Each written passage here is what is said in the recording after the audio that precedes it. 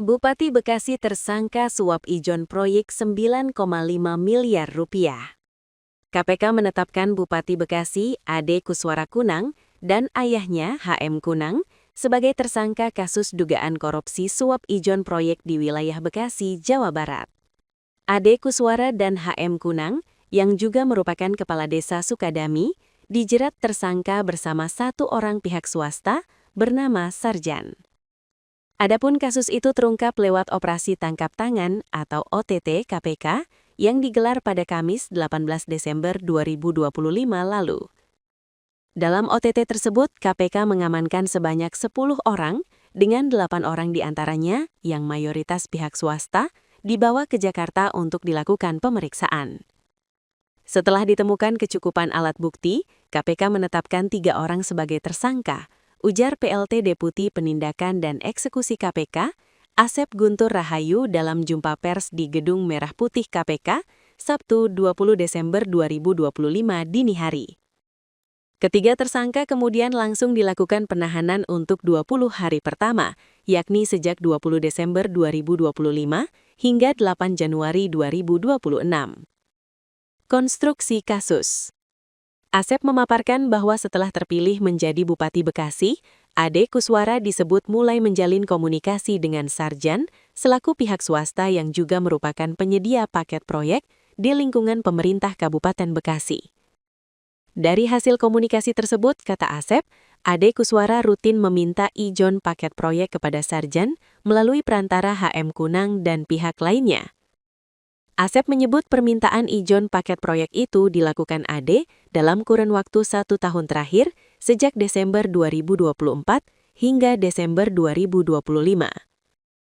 Adapun total ijon yang diberikan oleh SRJ, Sarjan, kepada ADK, Ade Kuswara, bersama-sama HMK, HM Kunang, mencapai 9,5 miliar rupiah.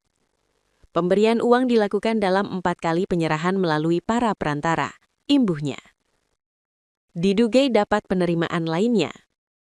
Asep mengungkapkan bahwa selain aliran dana tersebut, Ade Kuswara juga diduga mendapatkan penerimaan lainnya yang berasal dari sejumlah pihak dengan total mencapai 4,7 miliar rupiah. Ungkapnya. Adapun dalam operasi senyap tersebut, KPK juga turut menyita uang tunai sejumlah 200 juta rupiah sebagai barang bukti. Uang itu disita dari rumah Ade Kuswara. KPK turut mengamankan barang bukti di rumah ADK berupa uang tunai senilai 200 juta rupiah. Di mana uang tersebut merupakan sisa setoran ijon keempat dari SRJ kepada ADK melalui para perantara. Pungkasnya. Akibat perbuatannya, Ade Kuswara dan HM Kunang selaku penerima suap disangkakan melanggar pasal 12A atau pasal 11 dan pasal 12B UU Tipikor Jungto pasal 55 ayat 1 ke 1 KUHP, serta pasal 5 ayat 1 huruf A atau pasal 5 ayat 1 huruf B atau pasal 13 UU Tipikor Jungto pasal 55 ayat 1 ke 1 KUHP. Sementara itu, Sarjan selaku pemberi suap disangkakan melanggar pasal 5 ayat 1 huruf A atau pasal 5 ayat 1 huruf B atau pasal 13 UU Tipikor. Bupati minta maaf. Bupati Bekasi Ade Kuswara Kunang, ADK, menyampaikan permintaan maaf kepada masyarakat Kabupaten Bekasi, Jawa Barat, setelah Komisi Pemberantasan Korupsi KPK menetapkannya sebagai tersangka dalam kasus dugaan suap ijon proyek. Saya mohon maaf untuk warga Bekasi, kata Ade Kuswara singkat, saat digiring menuju mobil tahanan di Gedung Merah Putih KPK, Jakarta, Sabtu, 20 Desember 2025. Setelah itu, ia tidak memberikan keterangan tambahan kepada awak media yang telah menunggu penetapan status hukumnya. Kasus ini bermula dari operasi tangkap tangan ke-10 yang dilakukan KPK di Kabupaten Bekasi pada 18 Desember 2025. Dalam operasi tersebut, penyidik mengamankan 10 orang yang diduga terlibat dalam praktik suap terkait proyek di lingkungan pemerintah Kabupaten Bekasi.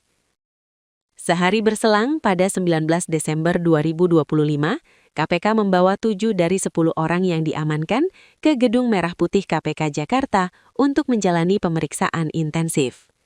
Dari jumlah tersebut, 2 diantaranya adalah Ade Kuswara Kunang dan ayahnya, HM Kunang. Selanjutnya, pada 20 Desember 2025, KPK secara resmi menetapkan 3 orang sebagai tersangka. Mereka adalah Bupati Bekasi Ade Kuswara Kunang (ADK), ayahnya yang juga Kepala Desa Sukadami Kecamatan Cikarang Selatan, HMK HM Kunang, serta seorang pihak swasta bernama Sarjani (SRJ). KPK menyatakan ADK dan HMK berstatus sebagai tersangka penerima suap, sedangkan SRJ ditetapkan sebagai tersangka pemberi suap. Penyidikan masih terus berlanjut untuk mengungkap secara utuh aliran dana serta pihak-pihak lain yang diduga terlibat dalam kasus tersebut. Terima kasih telah menyimak, jangan lupa like, subscribe, dan share agar channel ini bisa maju dan terus berkembang.